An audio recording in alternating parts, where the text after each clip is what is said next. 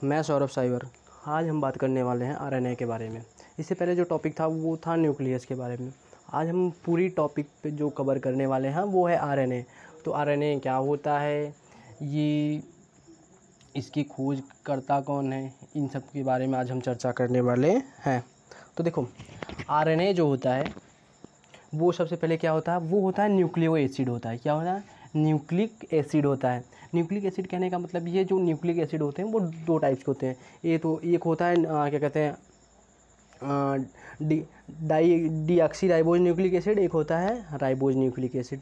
तो वो जो आरएनए होता है वो न्यूक्लिक एसिड से मिलकर बना होता है। क्या किससे मिलकर बना होता है? न्यूक्लिक एसिड से मिलकर बना होता है। तो जो आरएनए के बारे में सबसे पहले क्या कहते हैं बताए थे हम लोगों को, वो थे फ्रेडरिक मीसर। हालांकि जब आप लोग गूगल डेटा या किसी भी बुक में उठा के देखोगे तो कोई अदर वैज्ञानिक से, तो देखो जो साइंटिस्ट है वो है फ्रेडरिक मीसर।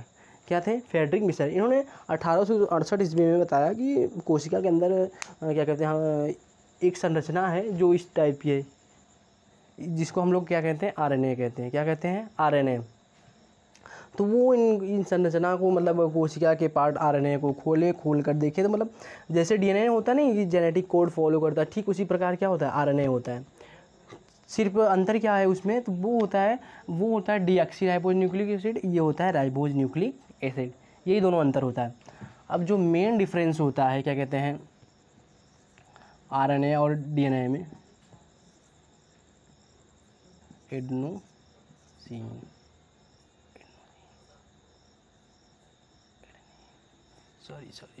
एडनीन।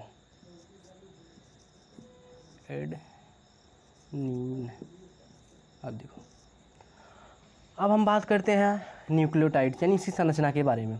तो जो ये वाली आप लोग देख रहे हो, ये बोन, ये हड्डी देख रहे हो आप लोग, इसको मतलब एक तरह से बोन ही है। तो ये किससे मिलकर बनी होती है? ये बनी होती है फास्फेट से। किससे मिलकर बनी होती है? फास्फेट से। और जो आप लोग ये संरचना देख रहे हो ये है न्यूक्लियोटाइड्स। क्या होते हैं? न्यूक्लियोटाइड्स। अब ध्यान से आप लोग देखिए, जो आरएनए और डीएनए में डिफरेंस होता है वो होता है सिर्फ एक न्यूक्लियोटाइड का। यहाँ क्या होगा, देखो आरएनए में जो होता है एडनिन होता है, ग्वानिन होता है, यूरोसिल होता है और साइटोसिन होता है। और जो डीएनए में होता है वो क्या कहते हैं, यूरोसिल की जगह क्या हो जाएगा? थाइमीन हो जाएगा। क्या हो जाएगा? थाइमीन। ठीक है, यही दोनों का क्या होता है? डिफरेंस होता है।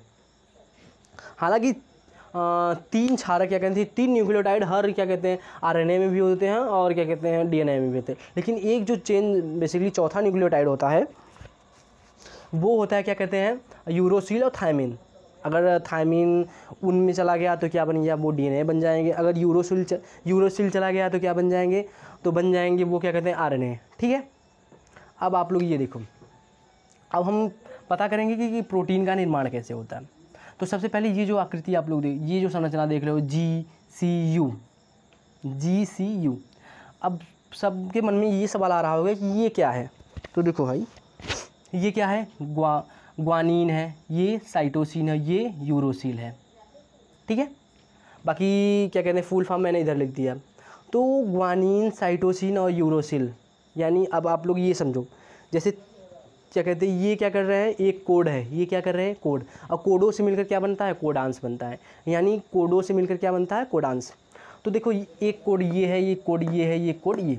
अब ये कोड जब मिलेंगे तो क्या होगा? एक कोडांस बनेगा। क्या बनेगा? एक कोडांस, यानी collection of code, that is called codons. अब कोडांस क्या होता है? तो देखो जो कोडांस होता है वो क्या कहते हैं एक रूल होता है, नियम होता है, यानी प्रोटीन इसी प्रकार से बनेंगे। तो फर्स्ट कोडांस अगर पूरा हुआ, यानी पहला कोडांस अगर पूरा हुआ तो पहले कोडांस को हम लोग कहेंगे एलानिन। क्या कहेंगे? एलानिन। अब देखो एलानिन, फिर सेकेंड कोडांस ऐसे ही बनेगा। लेकिन ये जेनेटिक जो ये कोड है ये कहाँ से आया है? तो ये एक वैज्ञानिक थे क्रिक, इन्होंने दिया ट्रिपलॉइड थ्योरी। क्या दिया? ट्रिपलॉइड थ्योरी। इन्होंने बताया कि जो क्या कहते हैं डीएनए प्रोटीन का निर्माण होता है, आरएनए में जो प्रोटीन का निर्माण होता है वो एक कोड के थ्रू होता है। किसके थ्रू होता है? कोड के थ्रू होता है। तो वो जो कोड की थ्योरी दी थी वो थे क्रिक ने।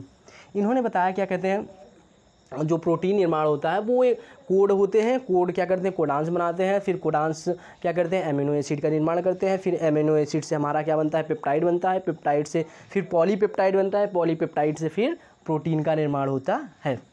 अब आप देखो, अब आप लोग कोडान समझ गए ना कि 3 न्यूक्लियोटाइड मिलेंगे तो एक कोडांस बनेगा। क्या बनेगा? एक कोडांस। अब एक कोडांस बन गया, अब कोडांस तो कंप्लीट, यानी कोड तो क्या हुआ? कंप्लीट हो गया। लेकिन अब देखो इनमें 3 कोडांस बने थे तो ये क्या बना था? कोडांस बना, सॉरी 3 न्यूक्लियोटाइड बने थे तो एक कोडांस बना था। अब इसमें देखो, अब इसमें 3 कोडांस बनेंगे, यानी 3 कोडांस को कलेक्ट करेगा तो क्या बनेगा? एक एमिनो एसिड बनेगा। क्या बनेगा? एक एमिनो एसिड बनेगा। और ये प्रक्रिया कब तक चलती रहेगी? जब तक ये स्टेप तब तक चलता रहेगा जब तक हमको क्या कहते हैं, जब तक हमारा स्टेप पूरा ना हो, यानी 64 कोडांस हम लोगों को मिल ना जाए। तो देखो अब ये हम लोग जान गए कोड, न्यूक्लियोटाइड हो, कितने न्यूक्लियोटाइड मिलकर एक कोडांस का निर्माण करते हैं। तो देखो 3 न्यूक्लियोटाइड मिलकर एक कोडांस का निर्माण करेंगे और 3 कोडांस मिलकर एक न्यूक्लियोटाइड का निर्माण करते हैं, और सॉरी एक एमिनो एसिड का निर्माण करते हैं। अब देखो इधर, अब इधर जानने वाली बात ये है, मान लो इधर स्टेप जो है, ये 3 न्यूक्लियोटाइड हैं, किस में कन्वर्ट हुए? एक कोडान में। किस में कन्वर्ट हुए? एक कोडान। अब इधर से 3, ये जो 3 आप लोग देख रहे हो ये है कोडांस। क्या है? कोडांस है। कोडांस कहने का मतलब ये है, अब ये इसको 3 को कलेक्ट करेगा। क्या करेगा? 3 को इकट्ठा करके क्या बनाएगा? एक एमिनो एसिड बनाएगा। क्या बनाएगा? एक एमिनो एसिड। अब एक एमिनो एसिड बन गया तो एमिनो एसिड किस में कन्वर्ट होगा? एमिनो एसिड कन्वर्ट होगा पेप्टाइड में। किस में कन्वर्ट होगा? पेप्टाइड में। अब पेप्टाइड में अगर ये कन्वर्ट हो गया फिर इसका कन्वर्जन क्या होगा? आगे चलेगा। फिर इसका कन्वर्जन क्या होगा? आगे चलेगा। तो आगे चल कर ये क्या बनेगा? पॉलीपेप्टाइड बनेगा। क्या बनेगा? पॉलीपेप्टाइड। पॉलीपेप्टाइड बनने के बाद फिर जो आखिरी में जो कन्वर्जन, यानी जो लास्ट होता है वो क्या मिलता है हम लोगों को? प्रोटीन मिलता है। क्या मिलता है? प्रोटीन। तो प्रोटीन का निर्माण हमारे शरीर में ऐसे होता है। हम लोगों को लगता है ना कि जैसे दूध खा लिए, अंडा खा लिए और क्या कहते हैं दाल खा लिए, हम लोगों को प्रोटीन मिल गया, ऐसा नहीं है। क्या कहते हैं, प्रोटीन की एक प्रक्रिया होती है, एक प्रोसेस होता है, जो प्रोटीन कई प्रक्रियाओं द्वारा गुजरता है, तब जाके हमको क्या मिलता है? प्रोटीन मिलता है। क्या मिलता है? प्रोटीन। ऐसे नहीं कि हमारे शरीर में डायरेक्ट प्रोटीन का ऑब्जर्वेशन हो जाए या फिर बॉडी हो जाए, ऐसा नहीं है। अब ध्यान से देखो जो फैक्ट है, तो देखो हम आरएनए की अगर टाइप की बात करें, यानी आरएनए कितने टाइप के होते हैं, तो देखो जो आरएनए होते हैं वो 3 टाइप्स के होते हैं। क्या होता है? पहला होता है आरएनए, जिसको कहते हैं राइबोसोमल आरएनए। दूसरा क्या होता है? टीआरएनए। क्या होता है? टीआरएनए, जिसको हम लोग कहते हैं, क्या कहते हैं? ट्रांसफ़र आरएनए, जिसको हम लोग कहते हैं ट्रांसफ़र कह सकते हो, ट्रांसपोर्टेशन कह सकते हो, ये सिर्फ ट्रांसफ़र करता है। और जो ये है एमआरएनए, ये क्या करता है? मैसेंजर है। क्या है? मैसेंजर है, यानी मैसेज देता है। किसको मैसेज देगा? तो ये टी को भी देगा, आर को भी देगा। किसको देगा? टी को देगा, आर को देगा। और जो बॉडी में इंफॉर्मेशन जाती है उनका क्या होता है? इनकोडिंग होता है। क्या होता है? आप लोग अगर कंप्यूटर पढ़े होंगे तो उसमें होगा बाइनरी नंबर। क्या होगा? बाइनरी। अब बाइनरी हम लोग तो समझ, ह्यूमन के अंडरस्टेबल नहीं है। बाइनरी जो है वो है क्या? Machine level language. कौन सी लैंग्वेज? 0101। अब मान लो जैसे 010101 हम लोग क्या लिखे? ए लिखे। हम लोग क्या लिखे? ए लिखे। लेकिन कंप्यूटर कैसे समझेगा? 010101 ऐसे समझता है ना। तो ठीक उसी प्रकार से क्या होता है, जैसे हम लोगों को कोई इन्फॉर्मेशन, यानी कोई बॉडी पार्ट्स क्या है, इन्फॉर्मेशन दिए, तब वो इन्फॉर्मेशन को इनकोड कौन करेगा? वो इन्फॉर्मेशन को इनकोड करता है एमआरएनए। कौन इनकोड करता है? एमआरएनए। अब देखो सबसे बड़ा आरएनए, तो सबसे बड़ा आरएनए होता है राइबोसोमल आरएनए। क्या होता है? राइबोसोमल आरएनए, यानी जो आरएनए का पार्ट होता है लगभग 50% भाग, 50% भाग किससे बना होता है? राइबोसोमल आरएनए से मिलकर बना होता है। अब सबसे छोटा आरएनए क्या होता है? तो सबसे छोटा आरएनए होता है टीआरएनए। क्या होता है? टीआरएनए, जिसका मतलब होता है ट्रांसफ़र करना। क्या करना? ट्रांसफ़र करना। ये क्या करता है? ये कहाँ होता है? ये होता है साइटोप्लाज्म में। क्या होता है? सब साइटोप्लाज्म में।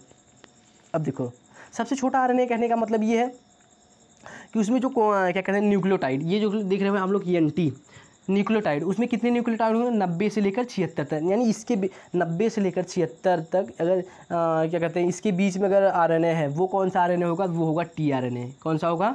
टीआरएनए। अब देखो अब जो एम का कार्य है, क्या? एम का कार्य है सूचनाओं को इनकोड करना है, यानी जो भी शरीर हमारे इन्फॉर्मेशन देता है, यानी शरीर और जो भी हमारे बॉडी पार्ट्स ब्रेन को इन्फॉर्मेशन देते हैं, वो उसको इनकोड कौन करता है? उसको इनकोड करता है एमआरएनए। कौन इनकोड करता है? एमआरएनए। हमारे देखो हमारे शरीर को 20 प्रकार की प्रोटीन की आवश्यकता होती है, ठीक है। तो 10 तो हमारे बॉडी में ही होते हैं, और 10 हम किससे लेते हैं? तो 10 हम लेते हैं जो हम लोग खाना खाते हैं, या भी जो कुछ खान पान खाद्य सामग्री खाते हैं उससे लेते हैं। तो प्रोटीन का क्या कहते हैं निर्माण कौन करता है, आरएनए ट्रांसफ़र करता है। यानी जो हम लोग खाना खाते हैं, मान लो हम लोग दाल खा लिए, यानी दाल खा लिए, कुछ भी खा लिए प्रोटीन से रिलेटेड, तो वो जो प्रोटीन है, जो 10 टाइप्स के प्रोटीन हम लोगों को नेसेसरी आवश्यक होते हैं, वो कौन पहचानता है, वो क्या कहते हैं mRNA पहचानता है। पहचानने के बाद क्या करेगा, tRNA को मैसेज देगा। क्या करेगा, tRNA को मैसेज देगा। वो कहेगा भाई ये देखो ये RNA यहाँ है। अब ऐसा तो नहीं है कि वो खुद लेकर जाकर देगा RNA को, नहीं, वो किसको कॉल करेगा, वो कॉल करेगा tRNA को। tRNA आएगा और उन सभी प्रोटीनों को पकड़ कर किसको देगा, RNA को। किसको देगा, राइबोसोमल RNA को। ये क्या करता है, ये प्रोटीन का निर्माण करता है। ये उस 10 टाइप के प्रोटीन को लाता है और जानकारी देने का कार्य कौन करता है प्रोटीन के बारे में, mRNA। इसीलिए इसको कहा गया मैसेंजर RNA। अब देखो RNA को हम लोग कहते हैं प्रोटीन फैक्ट्री, यानी हमारे बॉडी में अगर कहीं भी प्रोटीन बनता है वो कहाँ बनता है, RNA में। अब देखो यूकैरियोटिक में 80S राइबोसोम पाए जाते हैं और जो प्रोकैरियोटिक होते हैं वो उसमें 70S। ठीक है, बाकी आप लोगों को क्या कहते हैं ये वाला तो आप लोग बताओ। कभी कभी ये एक ऐसा ज़्यादा नहीं, कुछ क्या कहते हैं वायरस में या पौधे के क्या कहते हैं जो पौधे में वायरस पाया जाता है, कुछ उसमें जो वो वायरस होते हैं उनका जो RNA होता है वो DNA का कार्य करता है। किसका कार्य करता है, DNA का कार्य करता है। बाकी हम लोगों में तो आनुवंशिक पदार्थ का कार्य कौन करता है, तो हम लोगों में आनुवंशिक पदार्थ का कार्य करते हैं DNA। तो आशा करते हैं आप सबको वीडियो अच्छी लगी हो। तो मेरे चैनल को इमोशनल वाला को सब्सक्राइब करो, लाइक करो एंड शेयर करो। Thank you.